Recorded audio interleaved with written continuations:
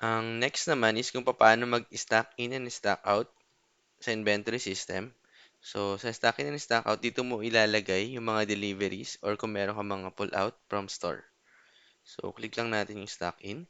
Makikita natin dito yung list ng mga items. And then, kung mapapansin mo, wala pa siyang quantity, total, lot number, and expiration.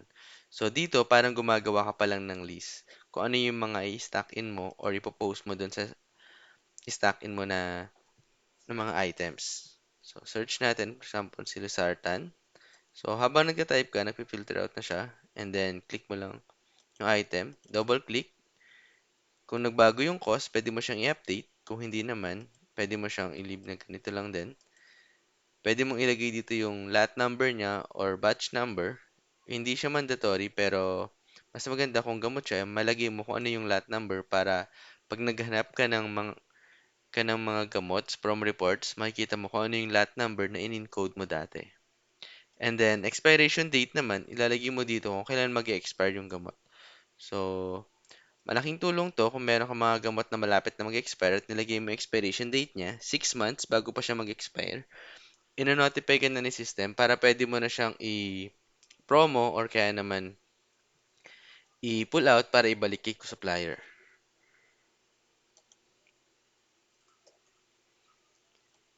Quantity, kung ilang piraso yung dumating sa delivery mo. For example, one box yun at meron siyang 100 pieces sa isang box. So, lalagyan mo lang dito is 100. Then, okay mo lang siya. Magkakaroon na siya dito ng quantity, total number, total amount, and magkakaroon siya ng check. Ibig sabihin, nalagyan mo na yun ng quantity. And meron siyang total dito sa itaas. So, kung meron pang ibang mga gamot na dun sa DR, hanapin mo lang din siya ulit. Daw Ambroxol. Double click yung item and then ilalagay mo ulit dito yung lot number niya, quantity, expiration date, then click OK. Magkakaroon na siya ulit dito ng quantity and total amount. And makita mo rin dito sa taas kung magkano yung total amount nung nandun sa DR. So, ang magandang diskarte pag nag encode ka ng mga deliveries is per bond paper. Kasi pag nagkaroon ng discrepancies, for example, dito nakalagay is 10,000 and then sa DR mo is 11,000, kailangan mong hanapin yung item kung saan ka nagkamali ng cost or nagkamali ng quantity. Kaya kung per bond paper mo i-encode or per DR, yan yung encoding mo, mas madali mo siyang mahanap. So, once ma-encode mo lahat ng mga items, dito, pipiliin mo naman siya kaninong supplier siya galing. Kung hindi pa nag-exist yung supplier, halimbawa Unilab, pwede mo siyang i-type and then click mo lang ulit yung plus dito na button. So, magkakaroon na siya nun ng Unilab na supplier. And then, remarks is delivery. Then, kailangan mo i-click yung post inventory para madagdag siya sa on-hand. Hindi siya madadagdag sa on-hand hanggat hindi mo kiniklik yung post inventory. So, pag kinlose mo to, and then, pumunta ka sa products, pag chinek mo yung mismong item, hindi pa rin siya madadagdagan. So, balik tayo sa stock in and stock out. So, kahit ma-close mo yan or kahit mamatay yung PC, nakasave pa rin yun automatic. Kung ano yung mga na-encode mo na, nakasave na siya agad dun sa database natin.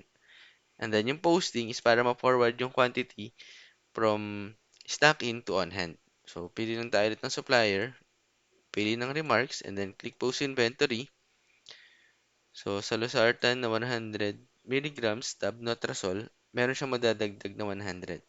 So, naghanap din siya ng DR number or reference number. Just in case wala ka ng reference number or DR number, pwede mong gamitin yung date. And then, click post inventory. Tatanungin ka niya. Then, click yes.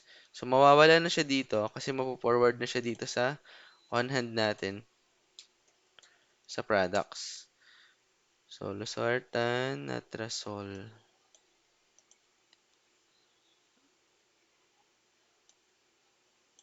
Then, double-click natin. Oops, hindi. Ito yun. Losartan, Natrazol.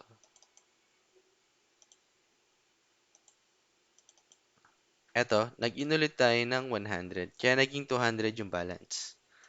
So, lahat ng transactions na ginagawa mo dito sa system, for example, yung sa price calculator, yung pagbebenta mo, naka-log lahat dito ng in and out. Pag binenta, mag-out. Pag nag-deliveries, magkakaroon naman siya ng in. So, dito mo makikita yung running balance mo. So, sa stock out naman, same logic lang din. Kailangan mo i-click yung stock out dito.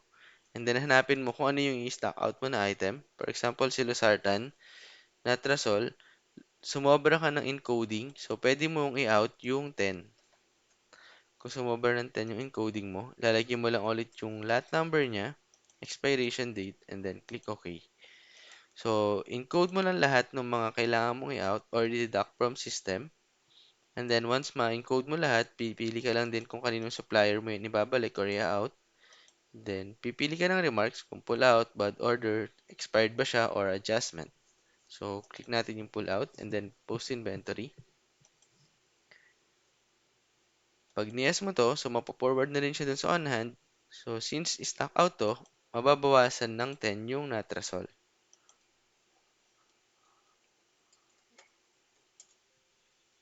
So, dito, 190 na lang siya kasi nag-stock out tayo ng 10. So, lahat yon recorded pa rin sa system. So, pag merong delivery, pupunta ka lang sa stock in.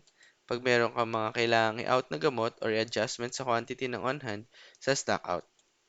So, ganun lang ginagamit yung stock in and stock out.